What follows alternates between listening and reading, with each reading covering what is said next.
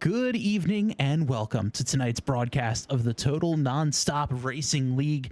It's the Highline Diecast.com 180 here at Homestead-Miami Speedway. Joining me in the booth, as always, is Joe. I am Bob. And Joe, tonight's race is going to be a blast. The season finale of TNR, and I'm already just ready to get going. Yeah, it's going to be a great race. Love this track. Got a bunch of guys here. It's going to be fun. Yeah, absolutely going to be a blast. Let's head down to the track to take a look at some of our players here for tonight. One of the fastest guys in practice. You already know who it is. It's this guy driving the number 99 machine, Philip Scott. He's coming out to take the green flag. Let's jump on board with him. Get ourselves a lap around Homestead-Miami Speedway. Fastest line in qualifying is going to be wrapping the bottom right here. You see all the different lanes. You're going to see as this race goes on, drivers will go everywhere from the bottom to the middle to the top. You name it, they are all going to be racing there. Inside line, definitely the quickest way around the track. But momentum-wise, the top line is actually going to be better because you're in the throttle a lot longer, both on entry and on exit. So we'll see what Philip does here on his first lap, a 34.154. He's going to get at it and try to get a little bit more the second lap. And now he's got a little bit of drafting help in front of him from the 35 of Robert Tripp. Tripp does get a little squirrely there out of 2. And a little wall bounce there from the 99 too. But it looks like Scott is going to back out of that first qualifying attempt. Fastest guy on track so far is this guy. It's the 14 of Ethan Amberg.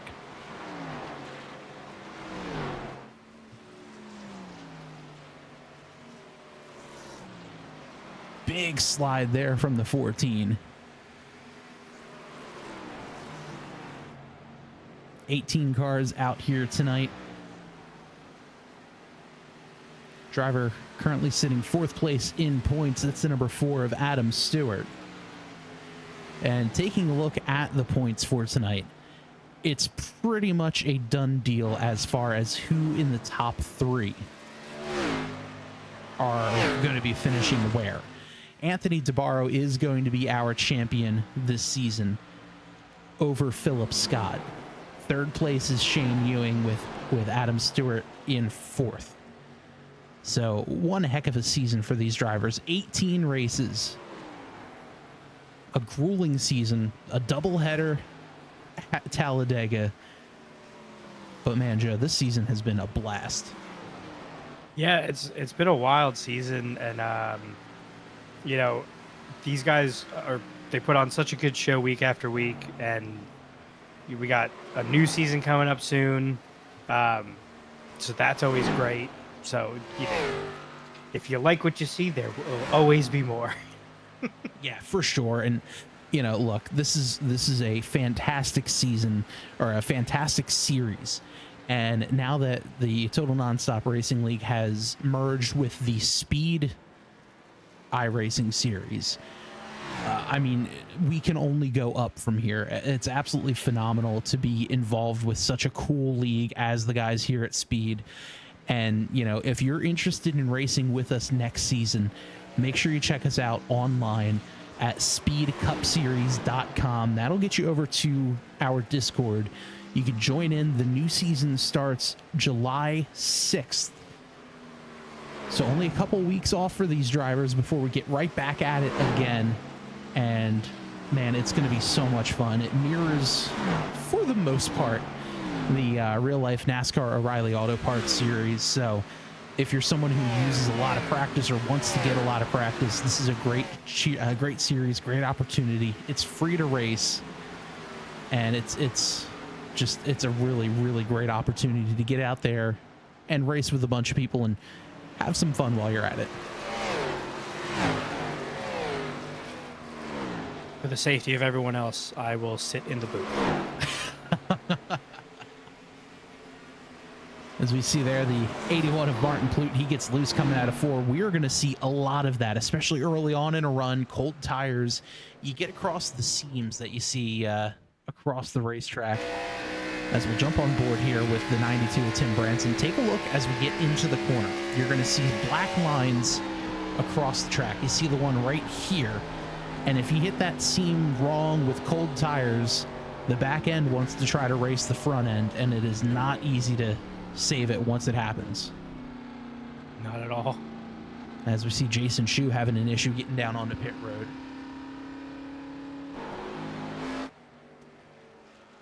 Here is Justin Melillo here in the 53.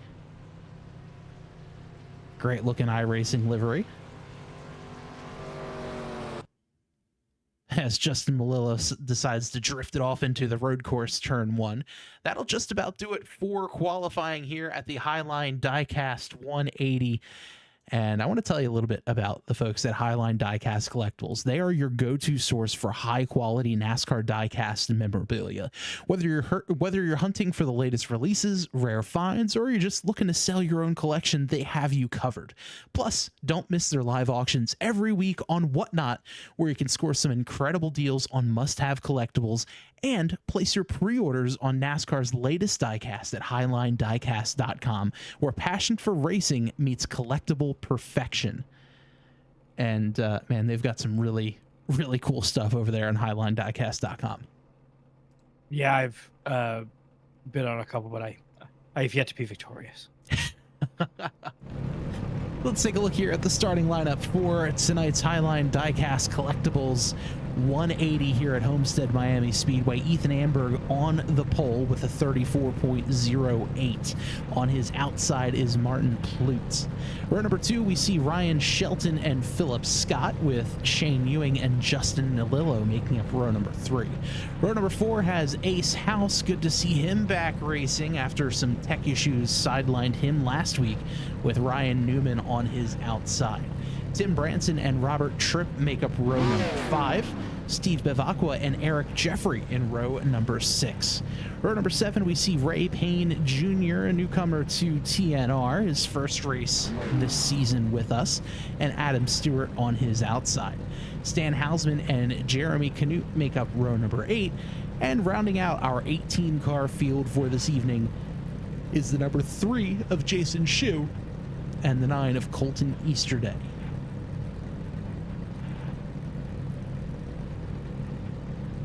So drivers getting themselves ready, hopping in the car.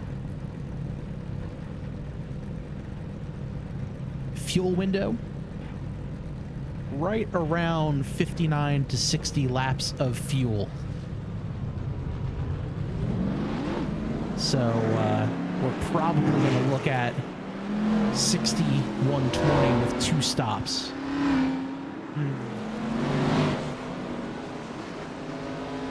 Assuming all goes hunky-dory. Yes. With no yellows or chaos or anything of that magnitude. None of that fun stuff. No, none at all. Not whatsoever. As the starting lineup scrolls across the top of your screen. Again, this is the season finale here at TNR for the 2026A season of the Shoe Lawn Care Grand National Series.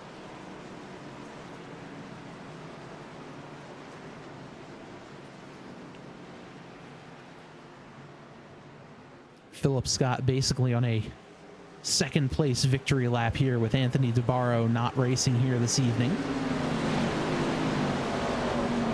But the pace car pulls off the field in the command of Ethan Amberg. He's going to get into the restart zone. Green flag is in the air, and Amberg out like a rocket. He shoots out in front. Martin Plute did not get a great start as the field dives off into turn number 1, side by side here for third place. That's Shane Ewing with Martin Plute on his outside. Philip Scott and Ace House side by side just behind them.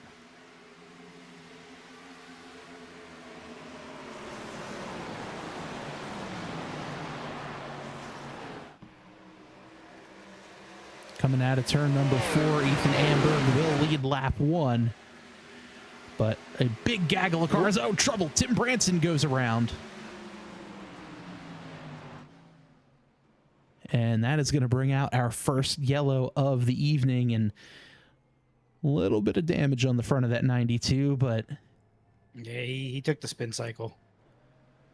But it looks like he should be okay with a few pit stops to fix things. But let's take a look at the replay here with the 92. Down on the bottom, 35, Robert Tripp got loose. Oh, Eric Jeffrey got into him, and the 92 just absolutely nowhere he could have gone. On board one more time. Oh.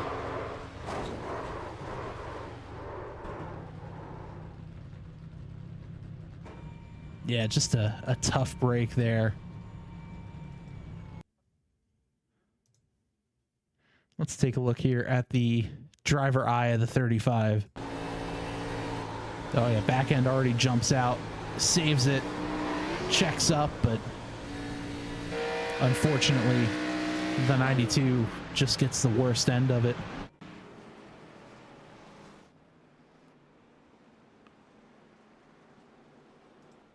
So we'll take a look here. If anyone decides to duck down pit road, just Robert Tripp, it looks like. Odds are we're going to see the 92 of Tim Branson also duck down as Jason Shue comes flying in. And there is Tim Branson as well. Branson actually has the meatball flag, so he has required repairs he has to make before getting back out there. Oof. Yeah, you can see some damage there. It doesn't look like he's got any wheel damage. Yeah. I mean, he did spin around. He hit that wall pretty hard.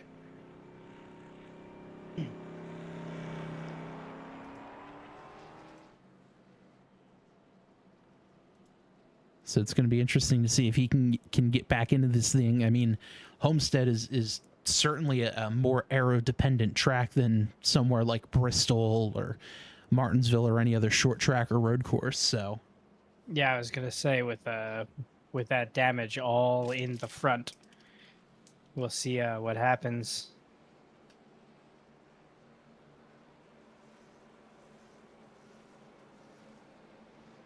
So the field working caution lap, getting ready to start lap 4.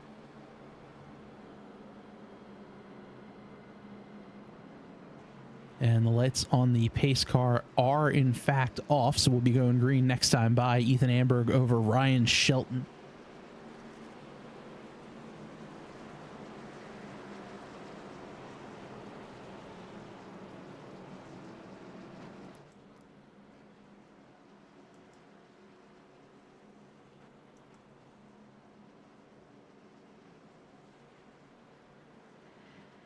Shelton and Plute swap positions on from the drop of the green flag. Biggest mover so far, Colton Easterday started dead last on the field. He's currently up to 11th. Easterday, Joe, picked up 7 spots in that one lap. That's it's pretty nuts.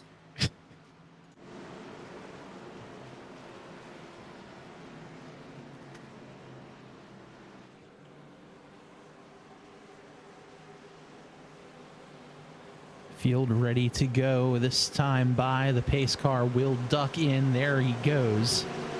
And once again, Ethan Amberg is the control car as he rolls into the restart zone. He goes early. Good jump there from the 14. He's going to clear the 54 as they dive off into turn 1.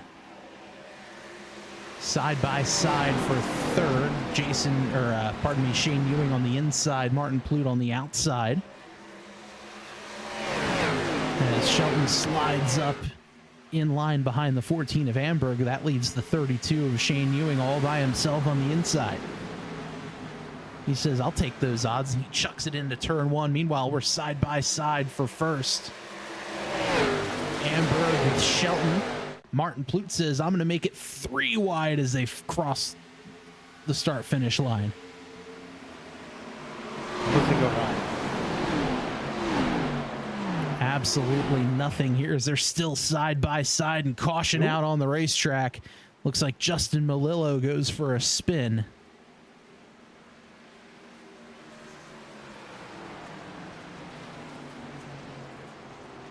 And the field will slow it back down.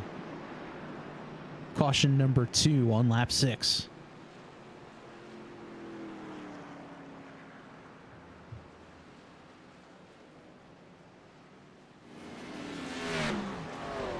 Seems to be around the same spot.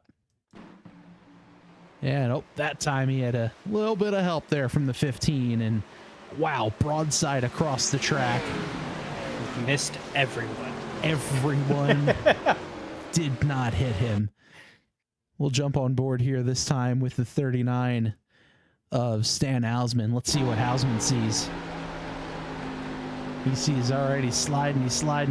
Now I'm going to go high.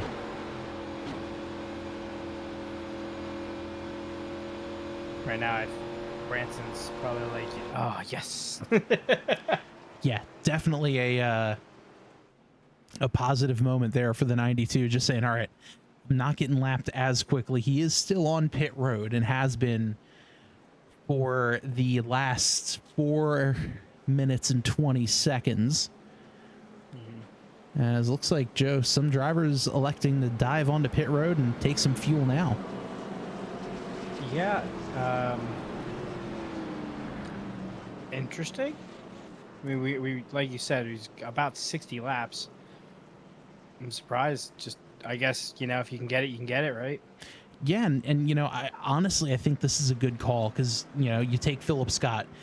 In all intents and purposes, the field really only did 2 green flag laps. But with the 8 laps, it's usually 2 caution flag laps equal 1 green flag lap. You do some math, let's call it 6 laps. Now Philip can go longer than everyone else who did not pit. So, that lets him drive and race longer. He may be able to pit a little earlier and still make it the rest of the way on fuel. Or he'll, slow up and, be able to go a little bit longer on fuel and, be able to have that little bit of an advantage towards the end of the run.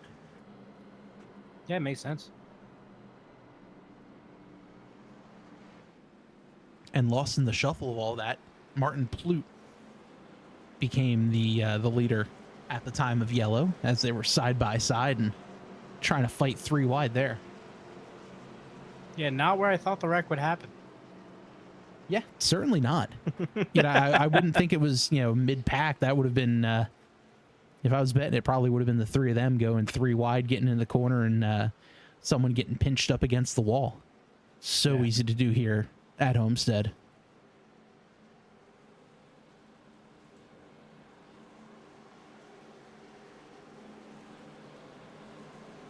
So Martin Plute is the leader as we get ready to go back racing here at Homestead-Miami Speedway. This is the HighlineDiecast.com 180.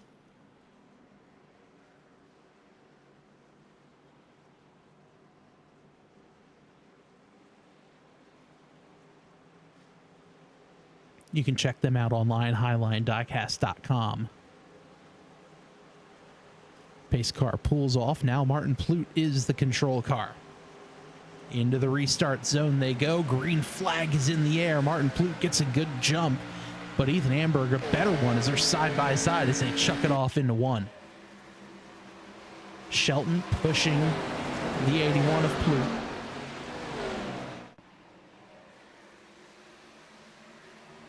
Amberg all over his back bumper.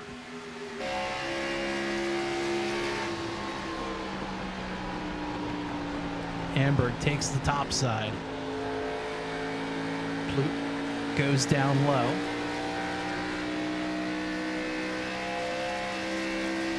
Now it almost looks like they're 3 wide as we look further back. That's the 9 of Colton Easterday going all the way down to the grass almost on the inside, or well, the painted asphalt.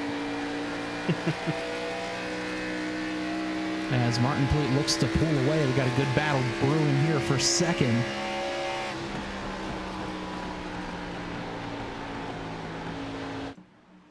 As now Shane Ewing goes to the inside of Ethan Amberg, trying to set his sights on Ryan Shelton. Canute runs the top side there. Philip Scott trying to make some pressure on the outside.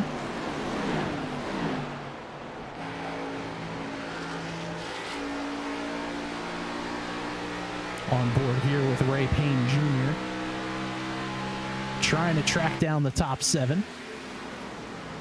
Steve Bivacqua also looking to make a move to the inside.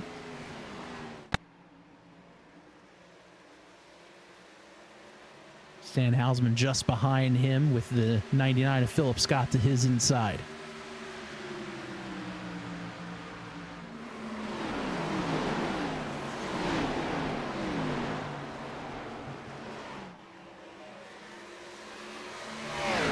Some incredible side-by-side action here at Homestead. Working lap 14 of 120 laps this evening. So really, these guys can make it on one pit stop.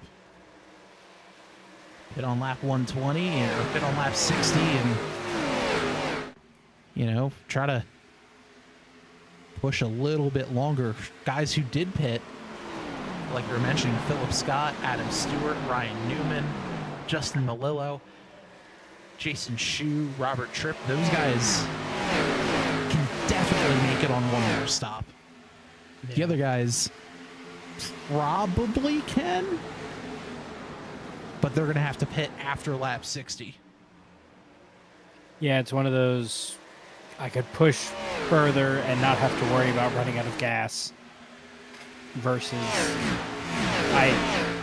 I have to pit because I'm going to run out of gas. Yeah.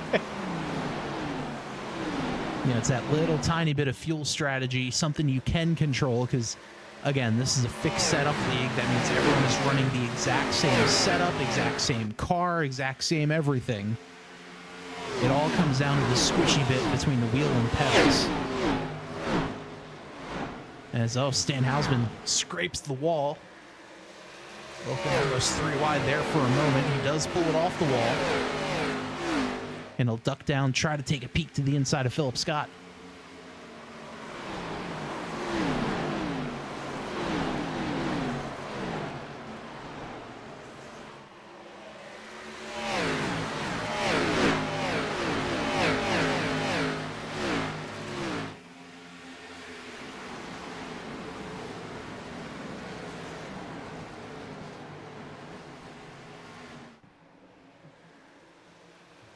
The guys like Scott and Stewart and them who did pit lap 6 was a bit of a gamble considering we've had, what, 2 or 3 yellows at this point? Yes, certainly. I mean, this is, you know, it was a bit of a gamble seeing as though, okay, us pitting will certainly solidify the fact that we can make it on one more stop. But with the number of yellows we've had, law of averages would probably say, okay, we'll probably see a couple more yellows. And if that's the case, those yellows are going to save just about as much as coming down only 6 laps and really 2 true green flag laps of fuel consumption. In the chat, Scott Stewart asking what the points look like for tonight's race, and Anthony Tabarro has all but clinched tonight's race. Even though he's not racing tonight, he's got an 87-point lead over Philip Scott. Shane Ewing is 247 points behind Tabarro. And Adam Stewart currently sitting P4 in the standings, 306 points back. He's also outracing the 47 of Ace House, who's in 5th, who is 23 points behind Stewart.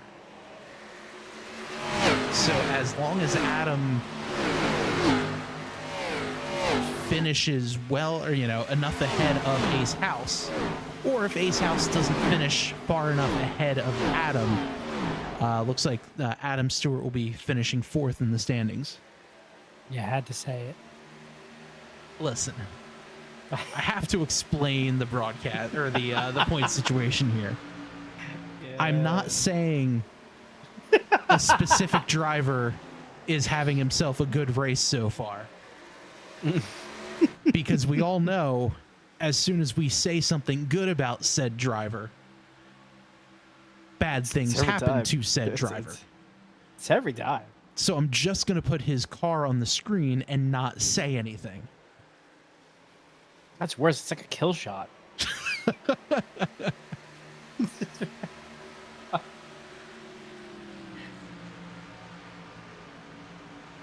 But this driver is currently sitting in P5.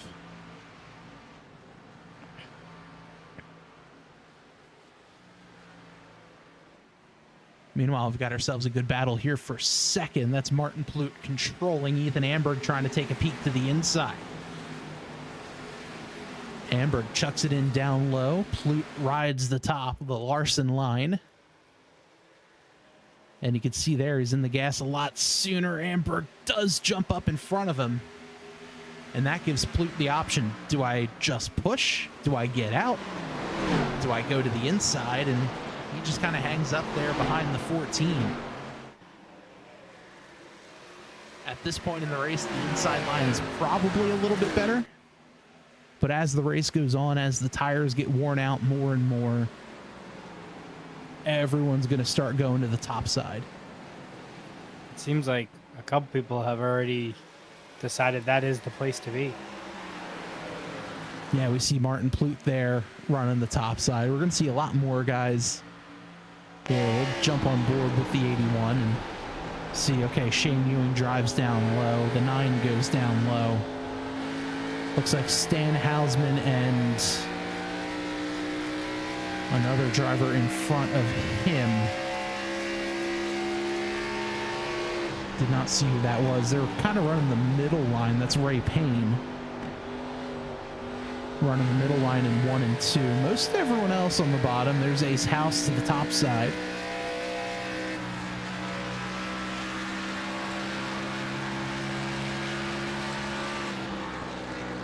And look who's coming. Philip Scott.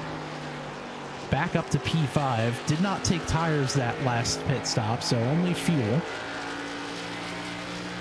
Matter of fact, he has 5.8 seconds worth of fuel. Same for Adam Stewart. Justin Murillo had 7 seconds of pit time.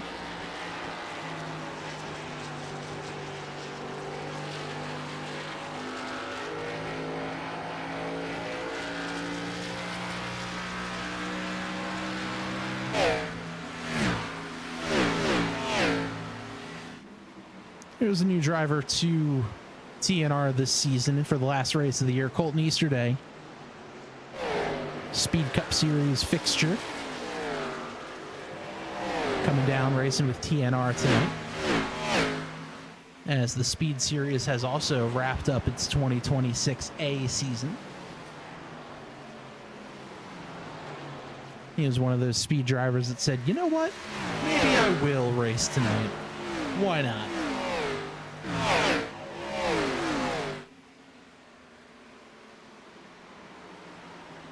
Some good-looking new banners there on the 36 and the 33. Next season, we are mandating some new spoilers and name banners for the league. Give more a uniform look as you see those two fly by. Very cool looking. We're doing a regular season one and a chase one. That sounds fun. You can see all that at speedcupseries.com.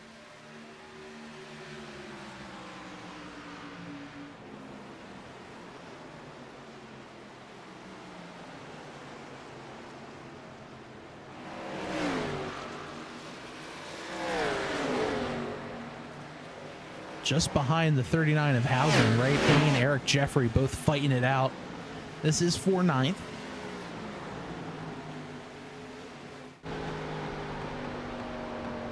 Oh, Payne slides up, a little bit of contact with the 33. That's going to open the door for Jeremy Canute to jump in.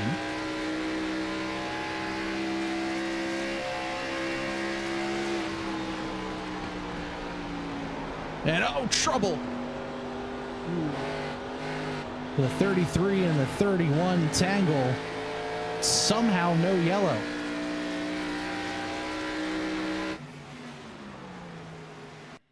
What happened there? Let's take a look. 33 and the 31, and looked like the 33 got into the corner, kind of misjudged the gap, and around he went. Surprisingly no yellow, but he got off the track pretty quickly. Pretty smoke. Yeah, that's definitely interesting. Let's take a look from the rear bumper of the 31. And yeah, 33 just kind of misjudged. I don't think he realized the 31 was where he was, and oh, vicious hit too. Yeah. As you see the back bumper fall off. I think because he spun so quickly into the grass, there was no safety issue. Yeah, let's take one more look at this one. From this angle here is, yeah, 33 just tried to get in the corner. Looks like he might have misjudged a little bit, but tough break for the 31 car making his TNR debut.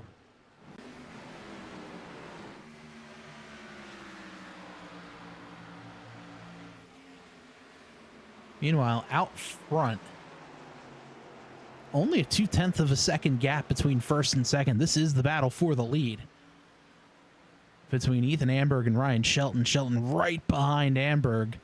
Then another battle for third as Philip Scott has gotten around Shane Ewing, and he's putting the pressure on Martin Pluto. Now side by side for the lead. Amberg goes up top. Shelton looks to cover down low. They're side by side, a drag race to the line. Amberg leads at the line. And now let's see if the 54 chucks it in down low.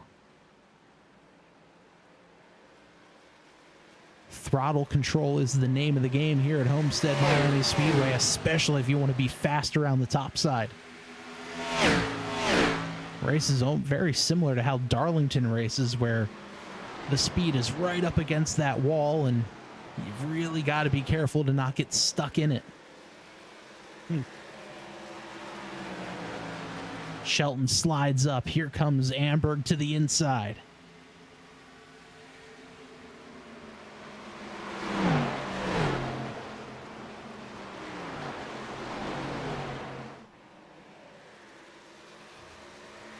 What a treat we have for you tonight on the HighlineDiecast.com 180. More side-by-side action. Philip Scott gets around Martin Pluto. This battle for the lead is heating up.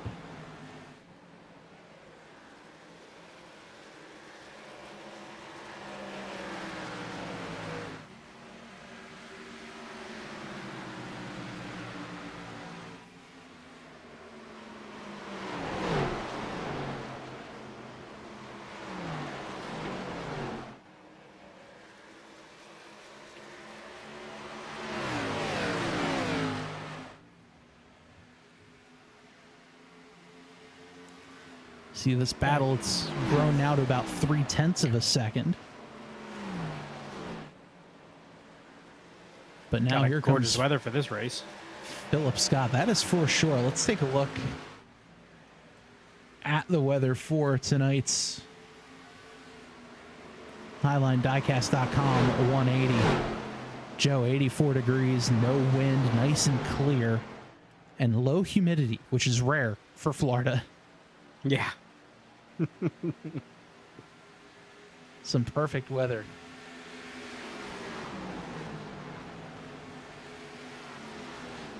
Race recap here for you.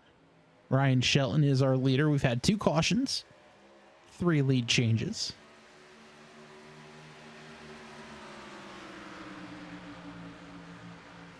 In our 120 lap race here tonight. Joe, this battle for second's heating up. Yeah. Big slide. Ethan Amberg drifting through turn 2. Why not, right? Laying rubber down, and oh man, he might have pushed a little too hard, but we'll see if Philip Scott can clear on the exit of 4.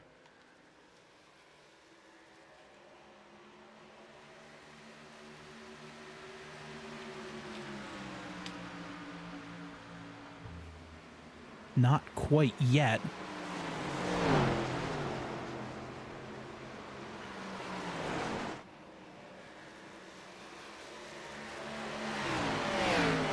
Adam Stewart ducks on the pit road. Looking like a 2-stop strategy for the 4.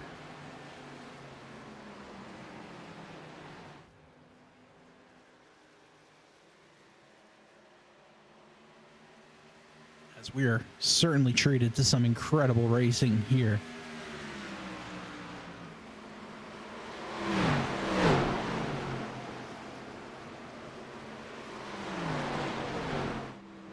Joe, I'd be willing to bet that these guys are having just about as much fun as we are calling this race. Oh, I'm sure. As they're just sitting there throwing slide after slide at one another. Trying to get something going as Ryan Newman ducks onto pit road.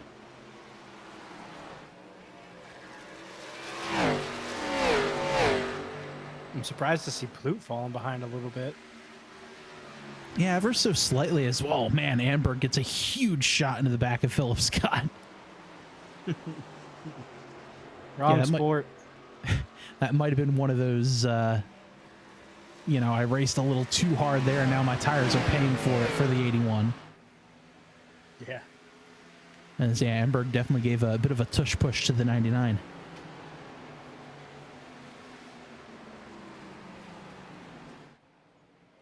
Because, you know, go birds and all that.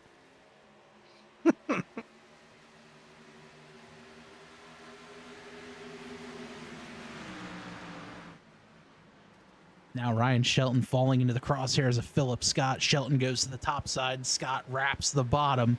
They're side by side. I think the advantage still is going to go to Shelton with a little more momentum. So we're staying side by side. But how long can this keep up?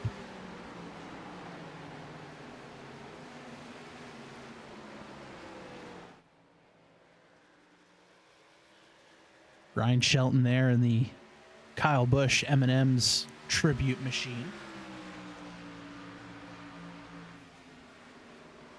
Trying to hold off the hard-charging Philip Scott. Not only does he have about 6-ish laps more fuel, but Shelton was just fighting his way up through the field to get to the lead. Now it's Philip Scott's turn.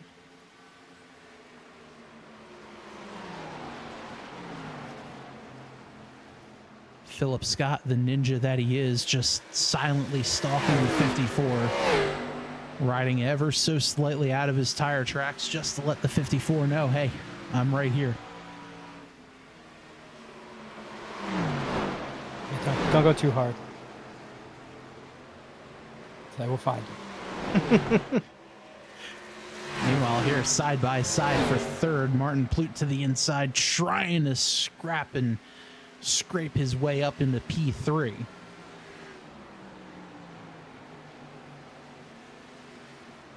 And the Connor Zilich themed KOA Camaro. Sliding up in front of him is Plute. Wow.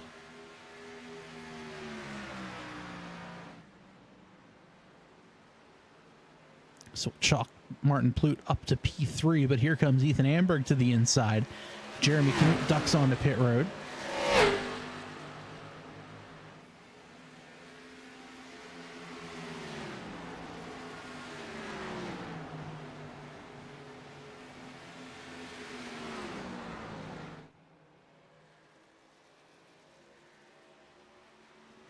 And now Martin Plute onto pit road.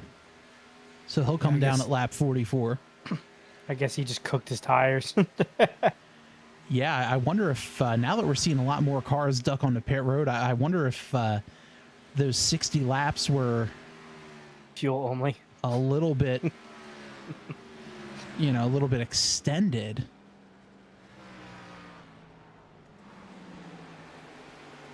So now Ace House trying to fend off a hard charging Colton Easterday. Yeah, who has having a fantastic race. Up now 13 positions if he can hold against House. Yeah, make that 14 now that he's got a nose out in front of the 47.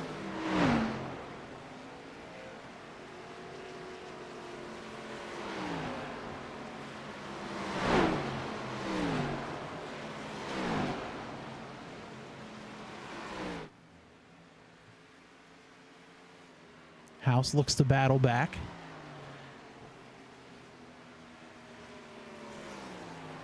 There's now an 8-second gap between Ryan Shelton and Colton Easterday as more drivers head down pit road. There's Shelton. He's going to duck on. Philip Scott already on pit road in a way, as is Ethan Amberg. Colton Easterday pits. I wasn't expecting Scott to pit.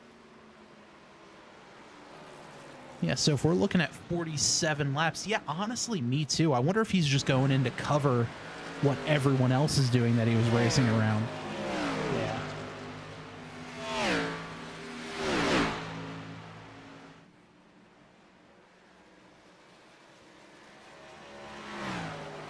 So if we're pitting on lap, let's ballpark at 45. 45 gets you to 90. Which will get you well past 120 if you do another 45. Yeah. So the two-stop strategy here looking pretty viable as House ducks on the pit road. Now it's Stan Hausman on the point.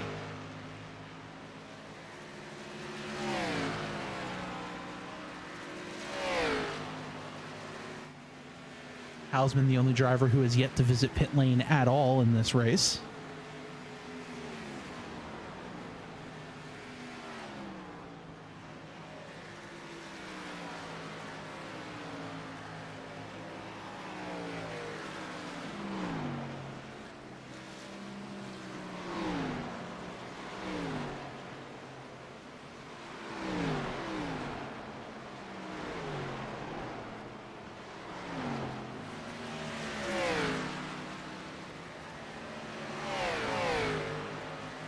So Hausman still staying out.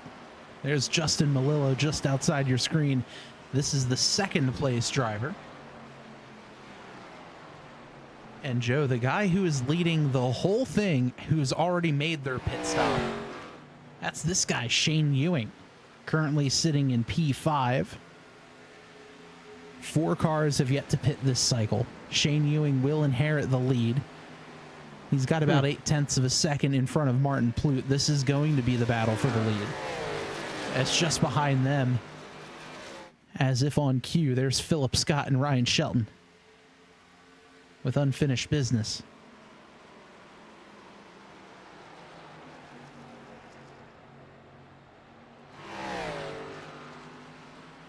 I feel like Scott was hoping he was going to pull away just a little bit further during that pit stop.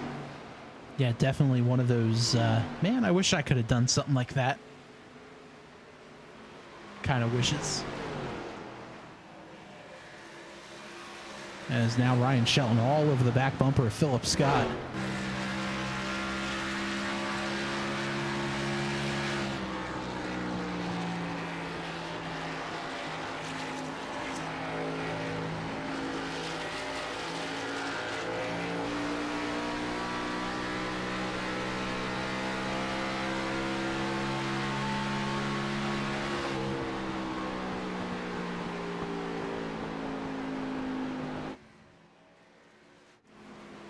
Meanwhile, out front, Stan Hausman working lap 50, or 52 rather.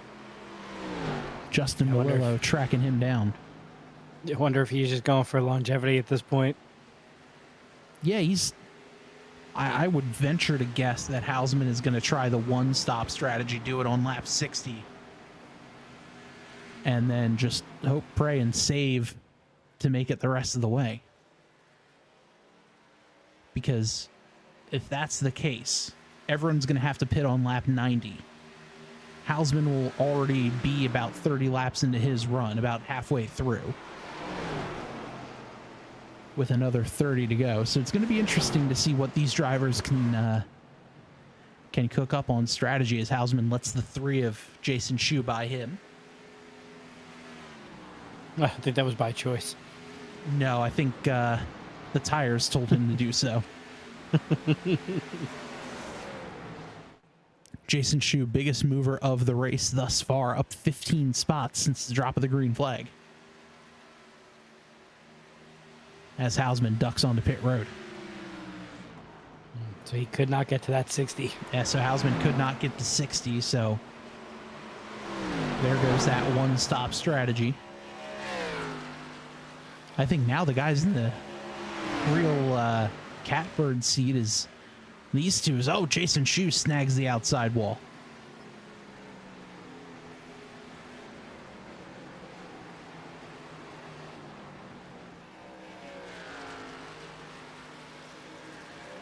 Martin Plute, Ryan Shelton, Philip Scott all get around Shane Ewing. So once Malillo and Shu pit, Martin Plute will take over the lead if Shelton doesn't get around him. Pass for the lead, Jason Shu to the point. 4 now is Martin Plute with Ryan Shelton. Oh, whoa. Plute gets tapped. He's going to chuck it in. A little bit of contact there to the 54. Malillo has to back out of it. Here comes Philip Scott, and they're 3 wide on the exit of 4. Wow.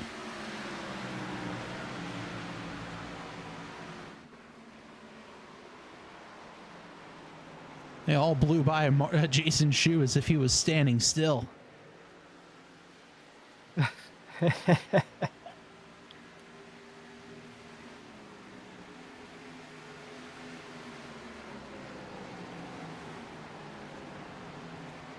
So now Ryan Shelton inherits the lead over Martin Plute. Now you can fit the top 3 all under a blanket with Shane Ewing back there licking his chops saying, all right, boys, get at it. Have fun. I'll be here to capitalize when you all wreck. As Justin Malillo ducks onto pit road, he too will not be able to make it on one stop. Yeah.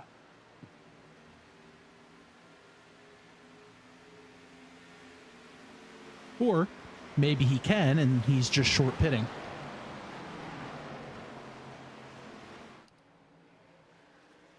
Don't try to hurt my brain with your pit stop math. You've heard of new math. This is pit stop math. Pit stop math. As Ethan Amberg trying to get his way around the 14 of, or the 32 of Shane Ewing, and he does.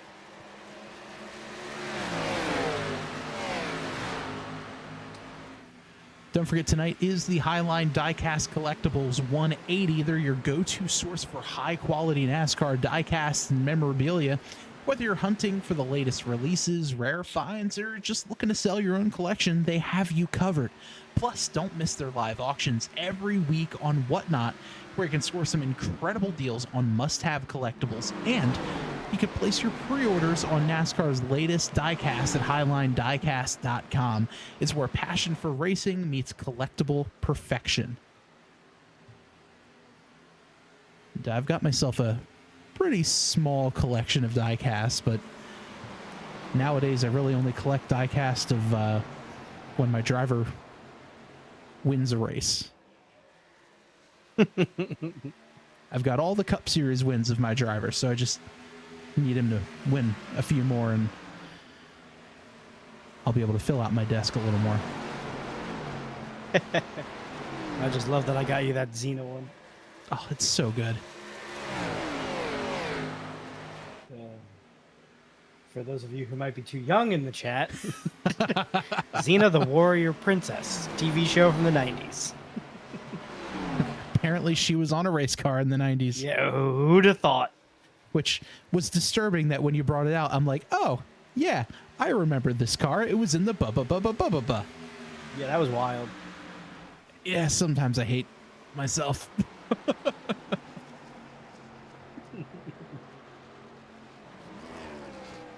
Can't remember what I had for breakfast today, but I can tell you about a race car from the 90s in a one-off paint scheme. You'd love to see it. If Meanwhile, they ran got a battle Xena, for do the lead. you think they ran Hercules? But do we really need Kevin Sorbo on a race car?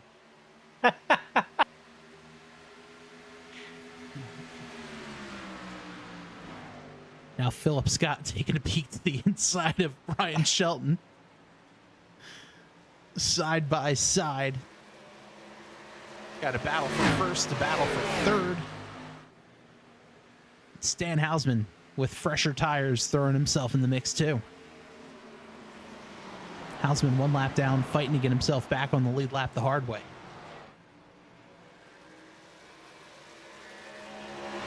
Three wide for second as they get close coming out of four.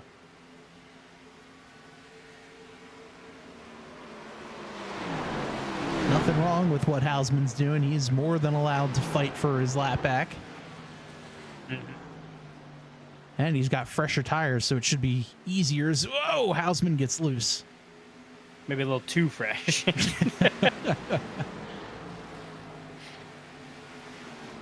As now Philip Scott tries to take a peek down low. Shelton covers. That's going to allow the 39 some space up at the top. And Philip Scott is going to slide in behind the 39, try to use him for a little bit of drafting help.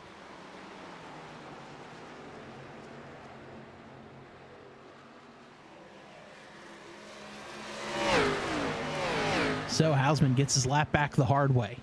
He gets around the 54.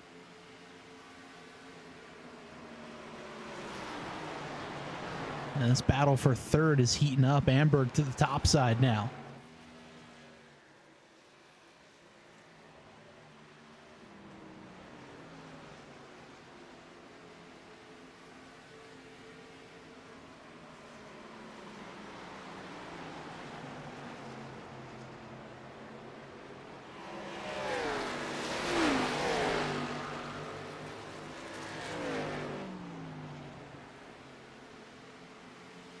Philip Scott trying again. Now they're side by side.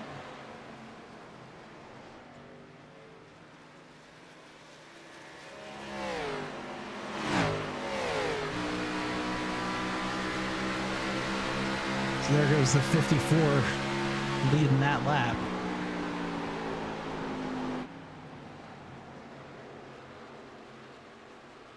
But the 99 and the 54 slicing and dicing, trading spots back and forth. Martin Plute gets around Amberg just behind them.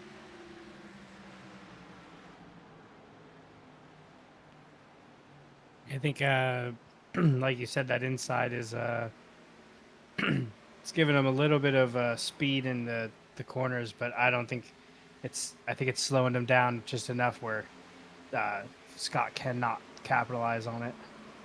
Yeah, and right now Philip Scott just doing everything he can to try to get some clean air. As he tucks in just behind the 54, about 2 car lengths separate the leaders.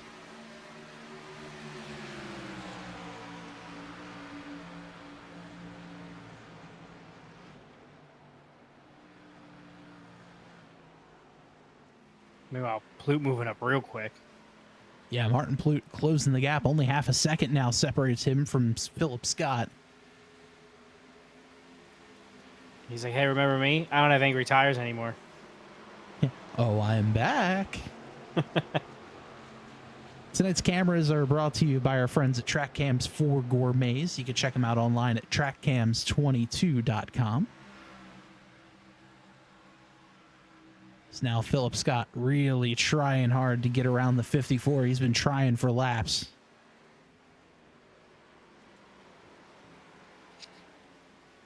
I wonder, because it's not very typical of Scott to push. I wonder if this is fine. It's all according to plan, or if he's just trying to get in there. I mean, I feel like at this point it's fun. Philip's also trying to maximize as many points as he can.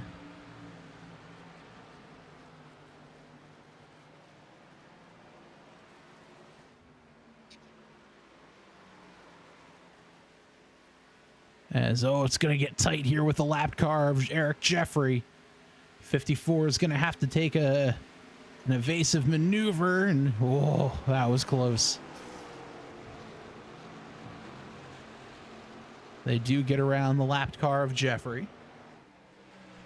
Although Jeffrey just now going one lap down. Mm-hmm.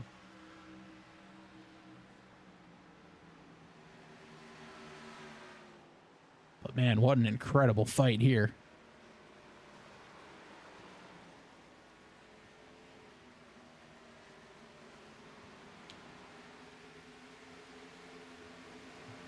As you see just a little further back, there's Justin Malillo. Justin one lap down in 11th.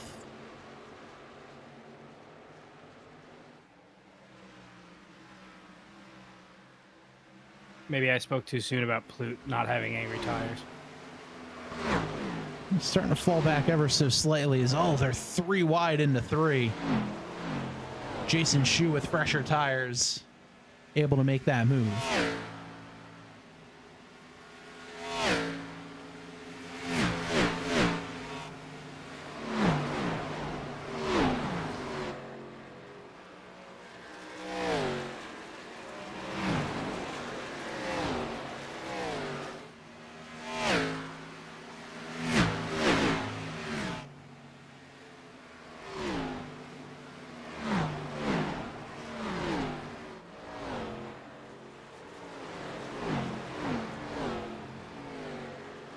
Adam Stewart ducks on the pit road, which very well may be his final pit stop of the night. I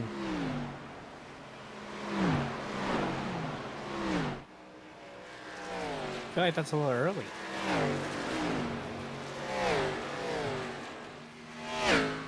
About 48 laps to run. And the longest we saw is a little over 50 laps for some of these drivers. So I feel like it's in the early side of the pit window, but I think he might be okay.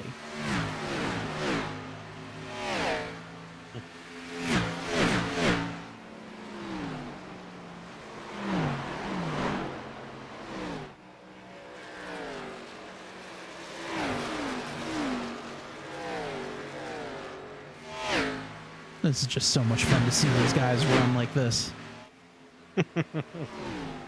It's clean, it's close, it's tight.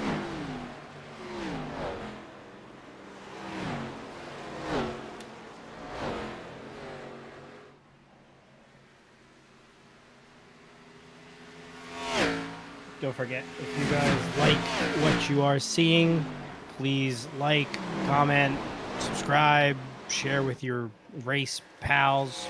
Share with people who aren't your race pals. We have our regular podcast coming back soon. Send to your grandma, who knows? Yeah, I'm sure we have a couple who are. Fine. Hey, my girlfriend's grandfather is a huge fan of our podcast, so we love to see it. Constantly asking me for hot sauce recommendations, which is amazing.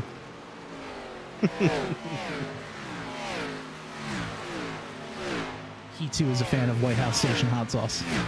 It's so good. It's my top two. It's White House Station and Hank's. It's all I need. Both phenomenal sauces. I have a bottle for you the next time I see you from White House. A custom hot sauce he made for my day job. It is called the Free Beer and Hot Wings sauce. Amazing. It's the cayenne hot sauce with a little bit of butter thrown in. And it is phenomenal. White House Station is officially kid tested, father approved. Really now? Yeah. That is amazing. Yeah, take that, Pops.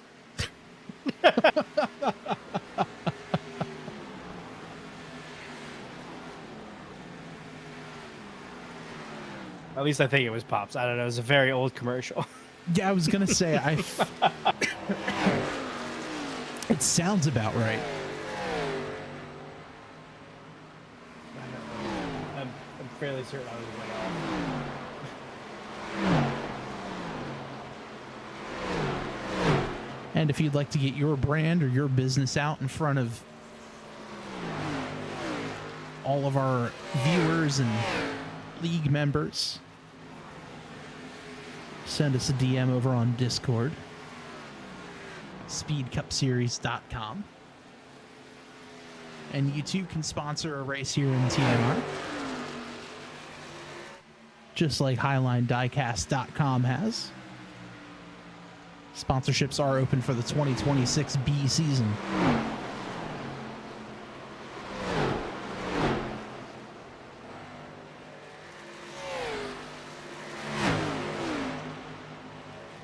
Already have a couple lined up with Adam and the folks over at weltsclothing.com. Let's see it. Came up with a pretty cool Welts Racing shirt over on their page, so definitely something we got to check out.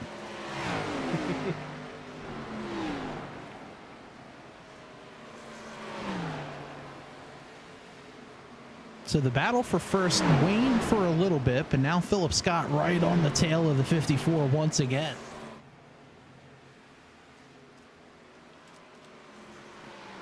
Coming on the lap 40, or 40 to go rather.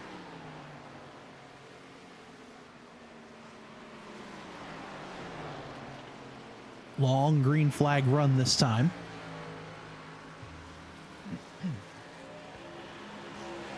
As Ryan Shelton ducks on the pit road to make his final pit stop. As there's some witness marks and a cone that is in the wrong place. So we see Shelton, Plute, and Amberg all ducking down on the pit road to pit first. I feel like it's a very short pit run for Plute, or maybe I'm mistaken. Let's take a look. Plute pit last on lap 44, Amberg 45, Shelton 46. So a little less than 40 laps, but they both must have seen, all right, we're in our pit window now. We can pit and make it the rest of the way on fuel.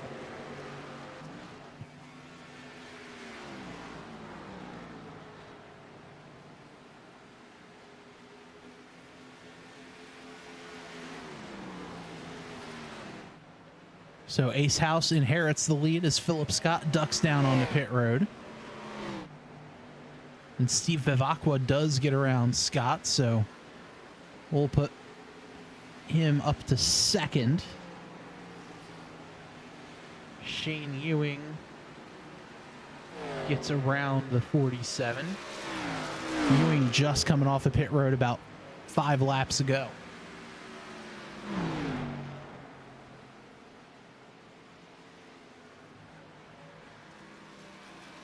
So, Joe, now is when we see some of those strategies come into play as Steve Vivacqua ducks down on the pit road. Well, big wiggle there for the 36.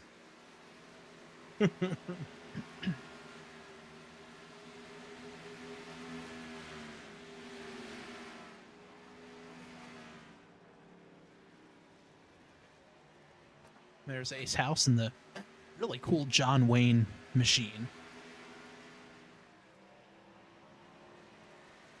House gets down on the pit road, and he will quickly relinquish the lead back to the 54 of Ryan Shelton. Shelton has about a gap of 1 second separating him from Philip Scott. Meanwhile, this battle, this is for 9th between Robert Tripp and Jeremy Canute, and we'll throw Adam Stewart into the mix as well.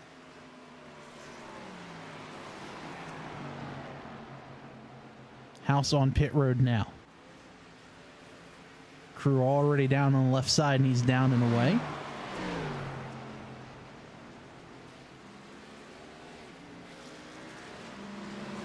as Stewart catches up to and gets around the 87 of Canute. And he'll set his sights on the Robert Tripp.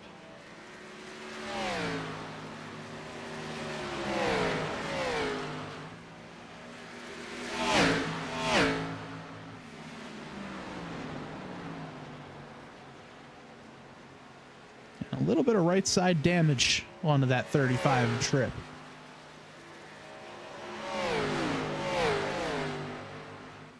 Back bumper just crunched in ever so slightly. A little crunch never hurt anybody. Yeah, just cosmetic. It's fine.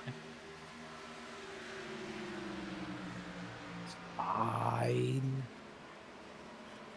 As top three, all 0.3 of a second separating first to second, second to third.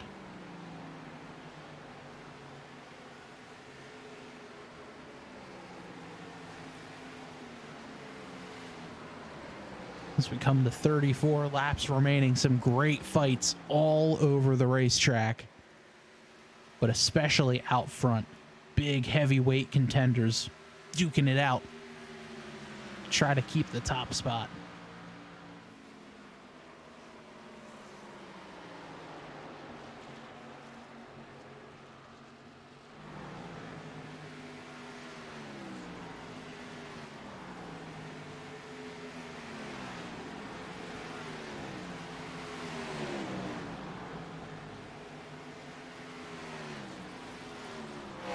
Philip Scott trying the top side to get around the 54 Shelton.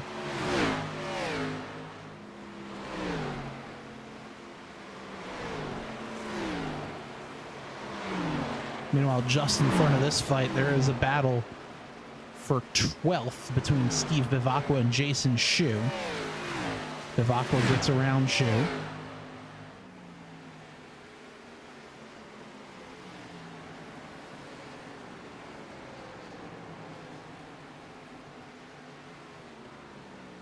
But this is just one of those moves where the 54, a little bit of arrow blocking and, you know, just saying, all right, well, I'm going to try to take the 99's line away.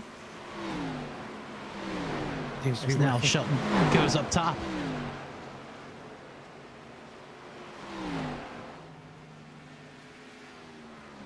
Yeah, definitely seems to be working, as Philip Scott has not been able to get around the 54 at all.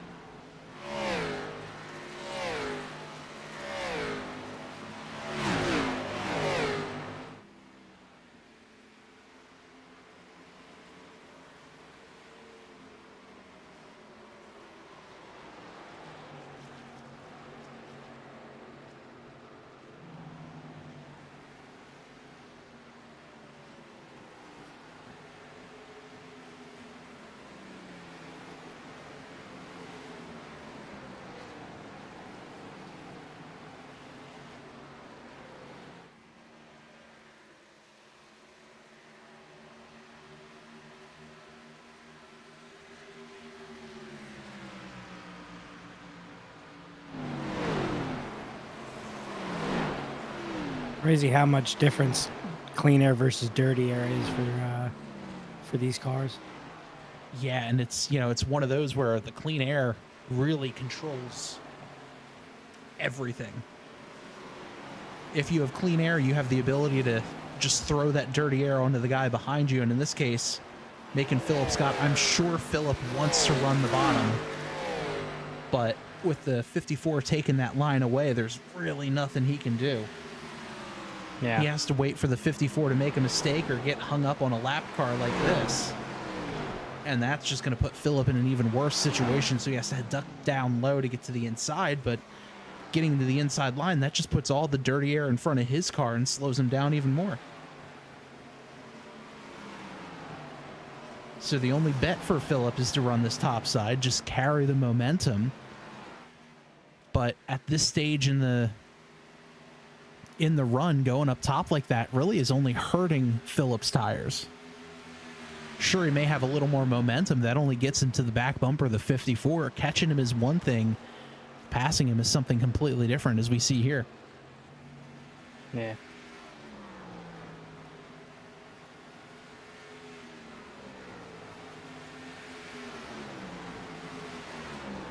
As now Philip Scott gets to the inside. This is Philip's opportunity here to say, all right, it's my turn to play dirty air. Philip Scott to the point. Not so fast. Here comes Ryan Shelton to the inside.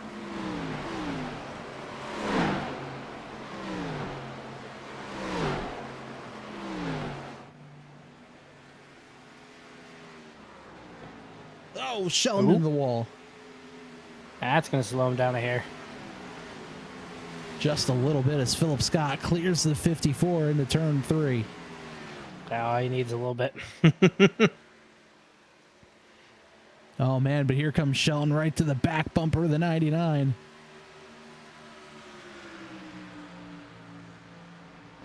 "26 laps remaining here at Homestead." Interesting, I didn't expect Scott to stay up top.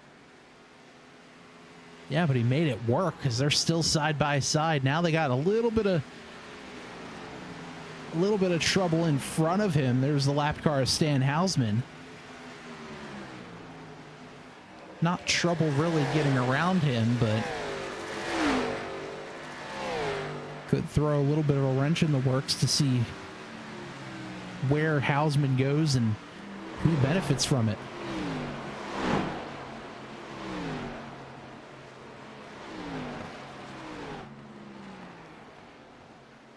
Shelton wraps the bottom. Philip Scott on the top side. Getting close to one another, but no contact. Because now they're just trying to side draft each other as they go down the back straightaway into 3.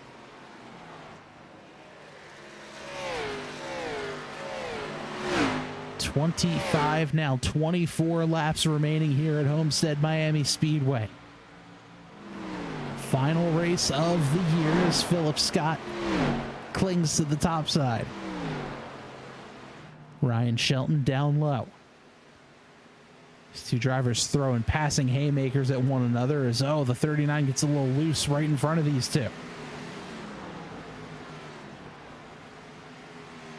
Some absolutely incredible racing here in the waning laps of 2026A.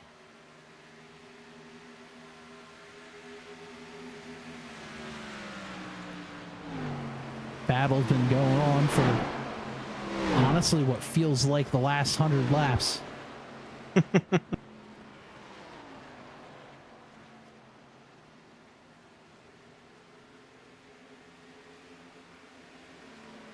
As Shelton acquiesces, he gets right into the back bumper of the 99, but now Philip Scott stuck behind the 39 and the 4. That gives Shelton a little bit of clean air, but the 39 slides up, and that helps out the 99.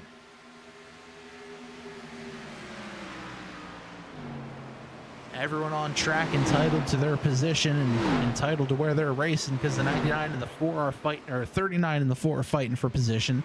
The 99 and the 54 are fighting for position. Stewart holds his line. Philip Scott forced to go around the top side. Shelton tries the middle. They're side by side again.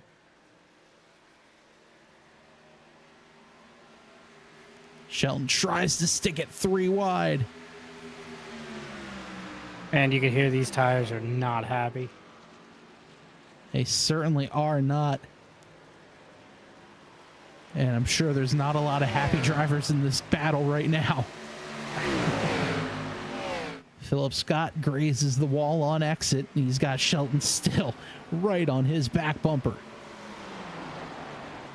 Holy cow, what a fight. Yeah, I wanted to hear what these guys sound like on the inside. Man, those tires are just screaming the entire turn.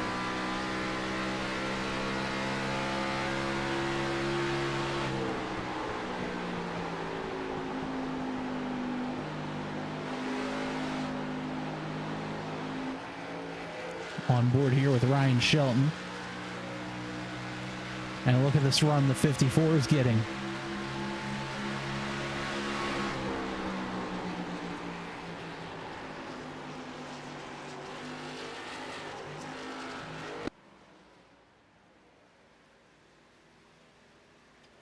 Side by side yet again, 19 remaining.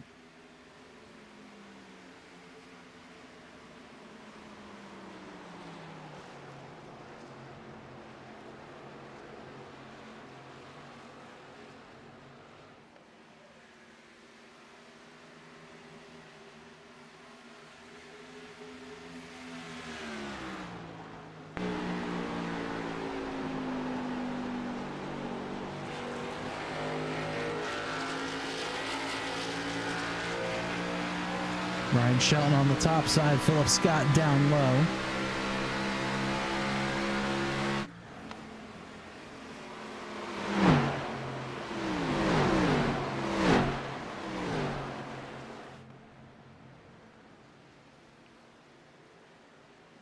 Now Shelton gets the advantage.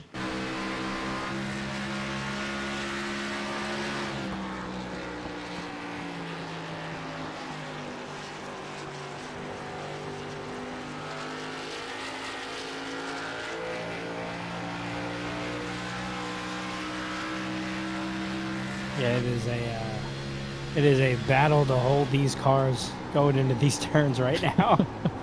You can just hear the tires crying for help.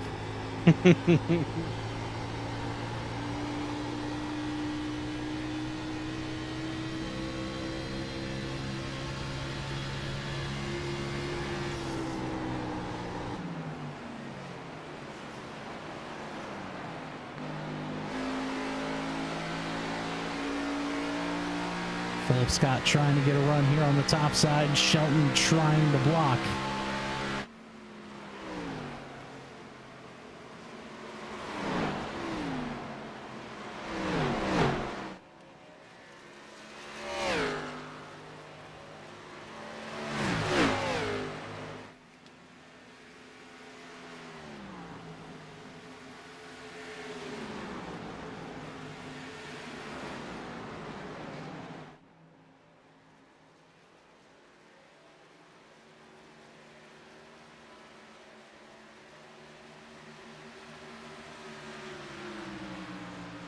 .15 laps to go. The lead separated by 0.2 of a second. A little bit further back, there are other cars on track, surprisingly enough. Ethan Amberg trying to fight with Martin Plute. This is the closest battle on track. Just a couple laps ago, Plute was 1.6 seconds behind. Shows you how fast Shelton and Scott were really pulling. And that's the thing, too. When you're fighting, you usually lose lap time, but in that case, not so much. Yeah.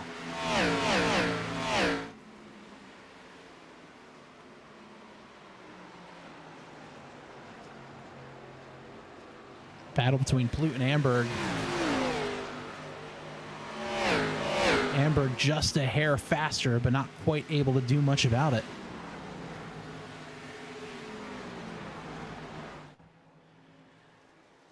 Meanwhile, between Shelton and Scott, Shelton, again, just a hair faster. Philip Scott having to fall back a little bit.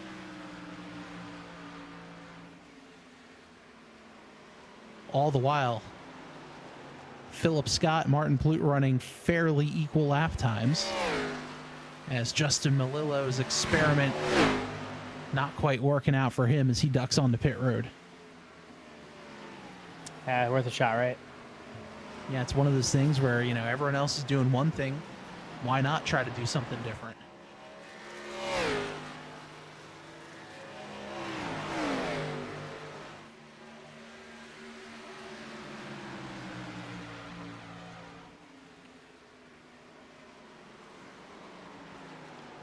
.3 separate Ryan Shelton from Philip Scott.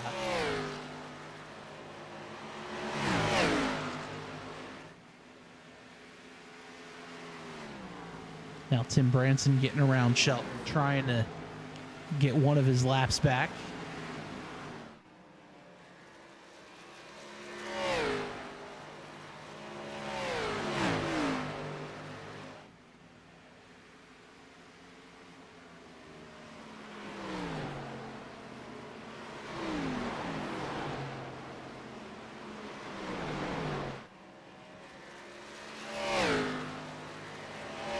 A little bit further back in the pack, this is a pretty good battle that's been brewing for a few laps.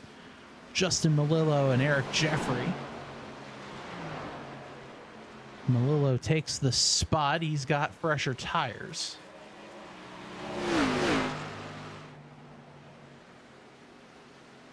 By almost 20 laps.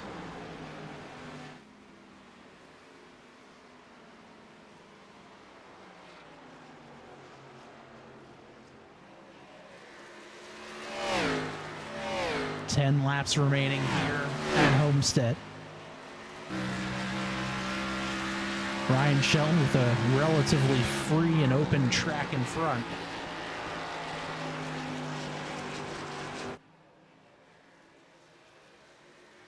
Philip Scott trying something, anything he can do to try to track down the 54 again.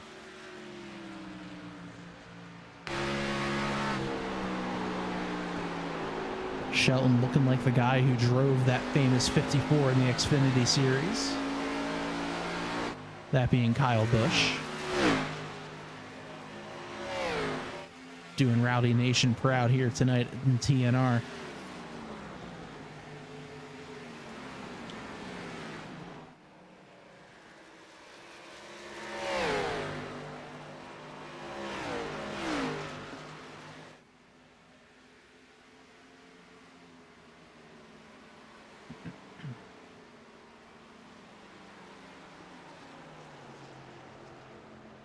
That time through, Shelton picking up a little bit more time on Philip Scott, although their lap times, Joe, looking just about equal.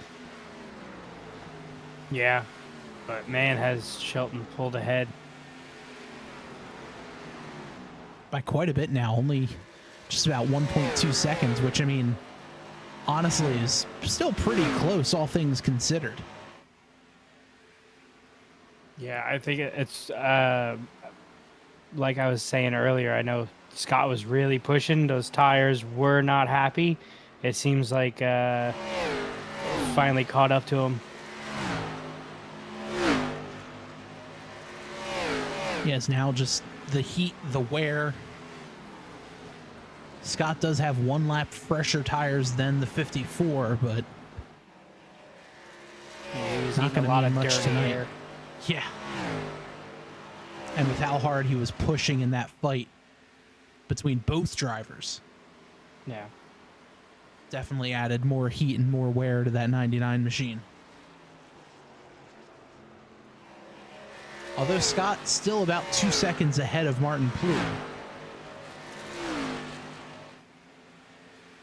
Yeah, I wonder if that's going to hold or if they're going to run into each other here in the last 6 laps. Let's take a look here. That time through, Martin Plouffe did pick up almost 4/10 on Scott. Big slide for the 81. That's not going to help. No, certainly won't. Although Plouffe still just about equal with Philip Scott that time through, skid and all.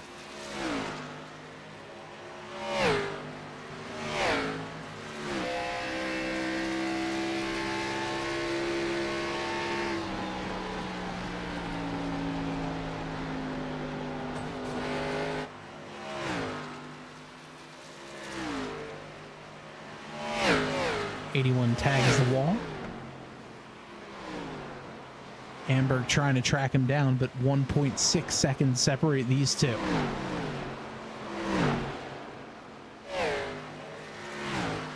And really, Joe, these top 4 have been the class of the field all night between Shelton, Scott, Plouffe, and Amberg. Yeah. It's been a revolving door.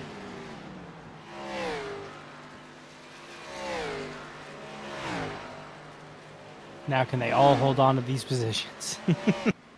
That is the question here with 3 laps to go. Can their tires handle these positions?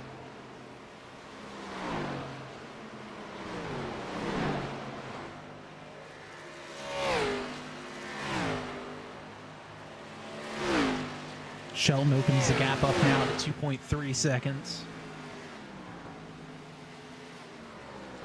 Philip Scott, twice the bridesmaid here in TNR tonight. As of right now, running P2 in the race, finishing P2 in the standings. With 2 laps to go, it's been Ryan Shelton.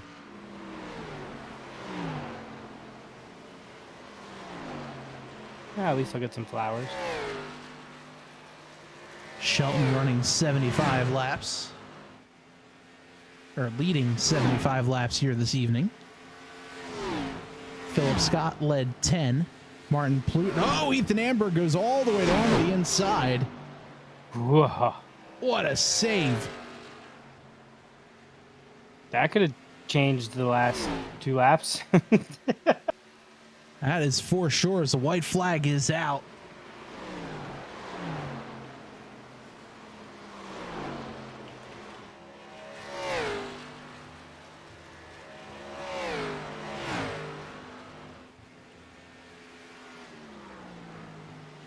Half a lap remaining for Ryan Shelton. 1 start, 1 win here at TNR this season. Out of turn number 4 for the final time, coming to the checkered flag, Ryan Shelton wins the Highline Diecast.com 180. Man, what a breakaway those last several laps.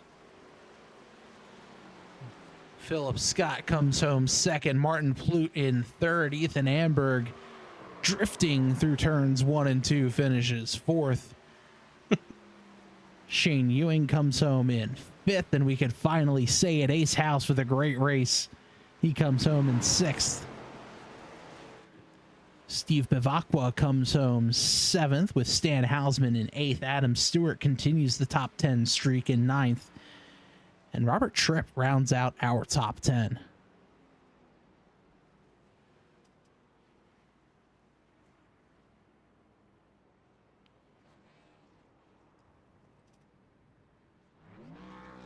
Shelton burns it down here at Homestead-Miami Speedway.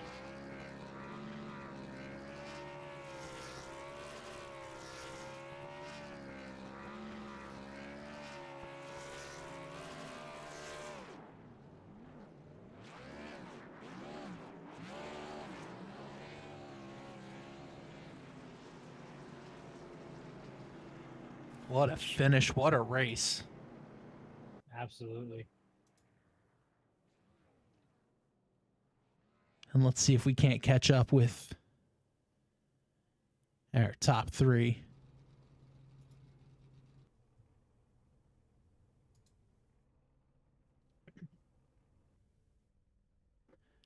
And Joe, I believe you've caught up with our third place finisher. Driver, the number 81 machine, Martin Plute. Hey, Martin, congratulations on the hard-fought podium finish. Kind of walk us through your race. We thought it was going to be a 2-stop, and then we noticed a lot of people were pitting way earlier. Yeah, the fuel mileage was close. You might have been able to make it. I think a couple of people did make it on 1 stop, but the tires were never going to make it that far, and to run a competitive pace, so just kind of had to push it a little bit harder and just make the 2-stop. I noticed we were following you. You were up in the front. You fell kind of behind. Was it just your tires gave out on you, or? Yeah, I don't know how to tire save to save my life. I don't understand it. Can't do it well. So yeah, it was never really going to work, but it was fun. Absolutely. And with that, you and Amber were going back and forth and back and forth. Do you think he was going to catch you in those last few laps, or you thought you were pretty secure? No, we were talking. He was in the same chat as I was, and he melted his tires trying to catch me. So that's the only thing that saved me, because I do not know what I'm doing when I try to save tires. Usually when I try to save tires, it makes it worse. Completely understandable. I'm in the same boat, so don't feel bad. Before I let you go, I'm sure you got some shout outs for us. Yeah, no, thank you guys. Thanks for broadcasting. Thanks to everybody that puts on TNR, Philip and Garrett and everybody, and looking forward to the next season. Absolutely. Well, congratulations again. And I guess hopefully we'll be chatting with you next season. Yep, I'll see you guys in a couple weeks. All right, that's Martin Plute, our third place finisher here tonight's in Homestead-Miami Speedway. I'm now joined by the second place finisher, driver of the number 99 machine, Philip Scott. And well, Philip, congrats on the second place finish, both here here tonight in Homestead, and I believe in the standings as well. Yep. Yeah. Yeah. Finished off DeBarro, had enough of a buffer. He just took the day off. But it was nice having Shelton here because he's really really fast. He was if you watch the Speed Cup 2025A, he won like a ton of races. He was the best driver, bar none. So I knew it was going to be a tricky fight here. And yeah, there it was. That was probably the craziest battle I've ever had for the lead ever. That went on forever. Yeah, talk us through that fight, because that felt like it was about 80 laps of side by side racing, and arrow manipulation, and all right, one guy goes bottom, the other guy goes top, trying to find different lanes. I mean, talk us through that fight, because that was incredible. Yeah, I at pit, like, topped off on fuel because I knew hadn't really used my tires. I topped up and I knew that I was good at log run at Homestead, so I knew I could get back up to the leaders. So I topped off just in case the tires felt good enough to go 60 laps. And it they spoiler alert, they did not. But I figured I might as well. I mean, I knew that it was going to be hard to break away from Ryan Shelton, Ethan Amberg, Martin Plout, those guys. And so I just kind of methodically picked my way through and got back up to him. And then after the second stint, or at the start of the second stint, I actually came out right in front of Ryan because I pit a lap before him. But I was just playing chicken on the inside, and he came around the outside of me to pass me, and I was just like, all right, you can burn up his stuff. But then once it came time to actually for me to get back by him, I couldn't. So then he undercut me, and then I was able to actually get back up to him. But then I was just really trying to rip the top because I knew that I had to attack like right away. But yeah, I was really really going for it, and I eventually cleared him, but he said good win, Phil, and then I'm like, I'm not so sure, dude, because he thought he had more damage than he did hitting the wall. He didn't really have any damage. And I knew that if I went to the inside, he would go to the outside and clear me, and then I knew that if I went to the outside, he'd dive in and keep going. So I just didn't even, and by the time, and we had already been battling for so long by that point, so we so yeah, we were just side by side for so long, and then eventually, I think there was one point where I just got a load of understeer just in the middle of 3 and 4, and then that's when he cleared me. I'm like, oh, and I knew that was probably ball game, but I tried to hang with him. I thought my right front was gonna go flat, because I had just fought so hard, and last 10 laps I thought it was going to go down, and I thought I was going to get a meat ball, but apparently my right front was at 40, which was not that much lower than just my normal right front at the end of the stint. So I don't know. Wow, because we'd even made a couple of mentions during the broadcast that with how hard the two of you were fighting for again what seemed like 1,000 laps, that I'm sure your tires weren't exactly happy with that. But I mean, hearing that they're at about 40% that's actually a lot better than even I was thinking that it would have been. Yeah, it did not feel like I legitimately felt like there was Speed Cup earlier this year at Phoenix. I had a flat right front, and this was the exact feeling I had. So I just figured that a tire was going down. It was just like, so I had heated up so much. But yeah, that was a lot of fun, and yeah, he got the best of me there. Just the chess games, the strategy, and just the wheel to wheel racing. The better guy won today, and I'm proud of just doing my best today. Well, you definitely did one heck of a job today, and this whole season as well. I mean, Philip, this season 18 starts, counting today, 2 wins, 14 top fives, 17 top tens. Yeah. I mean, that's if some guy named Anthony DeBarro didn't race this season, you would have cakewalked the field with those numbers. Yeah, that was the one that there was a couple that got away for me this season. If I just look back at the schedule, well, I did I got second at Daytona, which was surprising. But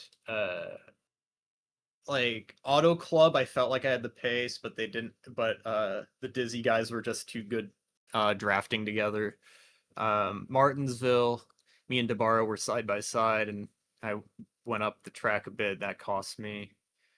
Bristol, I might have been able to get. Darlington, we know what happened there. Uh, there's just so many different just opportunity. Pocono, I wrecked in turn 1 from the pole.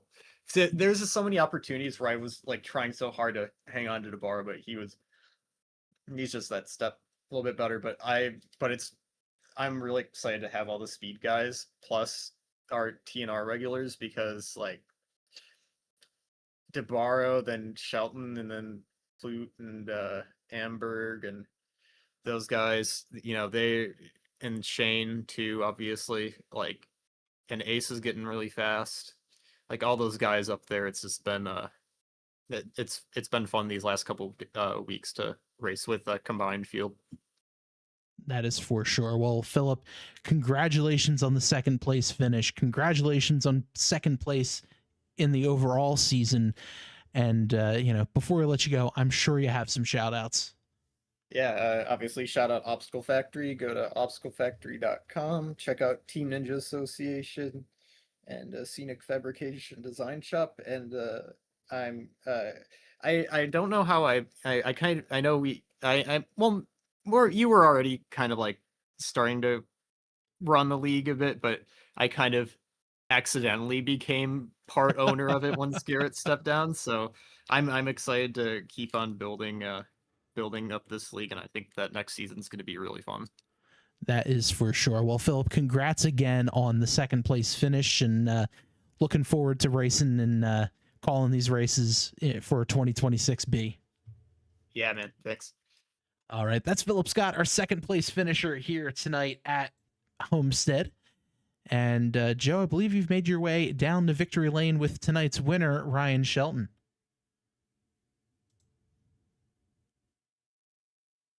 Hey, Ryan, congratulations on a very hard-fought victory.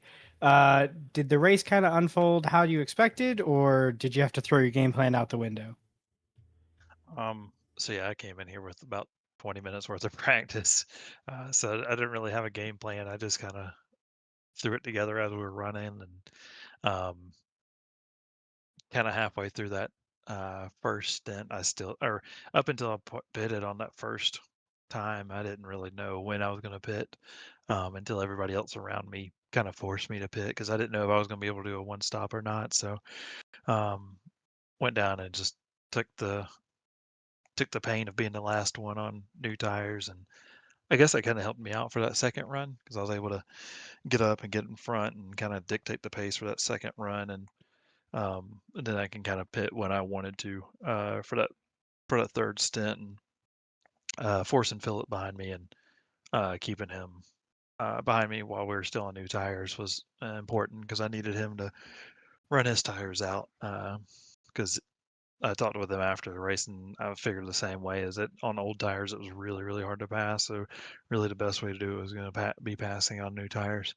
If I could just get him to wear them out, and that's what ended up happening. And but no, I really thought Philip was going to be one of the hardest drivers here. We did the winter series with the Thursday night Speed Cup guys, and we ran it here, and he blew all of our doors off. So I knew that he was going to be the guy I had to stay in front of. And that was a lot harder said, or a lot easier said than done. Yeah, absolutely. We were talking about that up in the booth. It seemed like somewhere near 80 laps of you guys just going back and forth and back and forth. How hard was it? I know you were up in the front for a lot of that, just giving him dirty air. He was trying to find a line. How hard was it to kind of keep him behind you? It was really difficult because in the first part of a run, you know, we're knowing or we're expecting to go 40 laps, and the second stint, um, I was getting, or the first stint, we ran 45 laps or so, and I was getting the spotter coming over and telling me that my tires were starting to look a little low. Um, so I knew that after about 40, if we pushed it, we are gonna really have some tire issues. Um, so I wanted to make sure that I could have tires at the end to battle them, but also um, keep ahead of them because of how hard it was to pass on older tires. Um, but yeah, so I had to keep pace and keep running. So it was very difficult for sure. And uh, what was the feeling looking into your rearview mirror with about 10 laps and noticing that there is quite a bit of fresh air between you and him? It was actually really refreshing because we had just spent the entire 100. I had spent the entire 120 laps battling somebody, and I just needed to like some rest. So it was good to just be able to run laps near the end and just bring it home. Absolutely. And before I let you go, I'm sure you got some shout outs for us. Just thanks thanks for y'all for broadcasting this great group of guys. Um, I've been racing with these guys for a while, and now being on night shift, it's a lot harder. So because this race starts a little bit sooner, it actually allows me to get the race in. I'm actually going to leave for work here in about 15 minutes. So Well, congratulations again. Uh, Fantastic victory. And I'm sure we'll be chatting with you next season. absolutely. See you then. All right, that's Ryan Shelton, our winner here tonight at Homestead-Miami Speedway. And Joe, what a finish. What a season. Anthony DeBarro gets the championship. I mean, just unreal performance for that guy. Yeah, absolutely killed it. You know, I think that's 2 seasons in a row. That being said, it seems like this upcoming season is going to be chock full of new racers and new blood. So that's always going to change things up. That is for sure. Let's take a look at the results for tonight's race. Getting the win is Ryan Shelton. Philip Scott and Martin Plute are your podium finishers. Ethan Amberg comes home in fourth, with Shane Ewing comes home in fifth. Ace House is in sixth, with Steve Vakwa seventh, San Hausman in eighth, Adam Stewart in ninth, and Robert Tripp rounds out the top 10. Jason Shue comes home 11th, Justin Malillo in 12th, Jeremy Canute 13th, Eric Jeffrey 14th, Tim Branson 15th, Colton Easterday 16th, Ryan Newman in 17th, and Ray Payne in 18th. Well, that will just about do it for us. Big congratulations to Anthony DeBarro, Philip Scott, and Shane Ewing. Those are our top three finishers in the championship standings for the 2026A season. You can join us for 2026B in just a matter of weeks. Monday, July 6th. Is the kickoff to 2026B, and you can watch all of the action right here on the Tabletop Trio Podcast Network on YouTube. So for one final time, I am Bob. I'm Joe. And this has been the Total Nonstop Racing League HighlineDiecast.com 180 here at Homestead-Miami Speedway. Have a great night.